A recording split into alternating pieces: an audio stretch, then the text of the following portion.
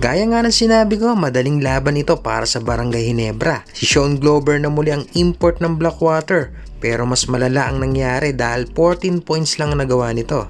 At muli na namang ipinakita ni Sistan ang kanyang kakayahan. At nag-i-improve na free throw. At kailangan din talaga niya magdoble kayod hanggat di pa nakakabalik si Japit Aguilar. 4 ang naka-double digit sa Barangay Ginebra at nagmistulong practice game ang laban na ito. Ang ibang kaganapan sa laro, si Pinto nilinlang si Glover.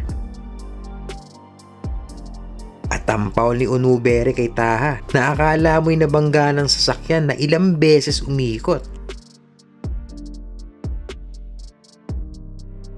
Mahabang pahinga para sa Ginebra. March 1 na uli ang schedule laban sa Meralco. At para ma-update kita sa mga susunod na laban ay huwag kalimutan mag-subscribe. This is End Time. Thank you for watching.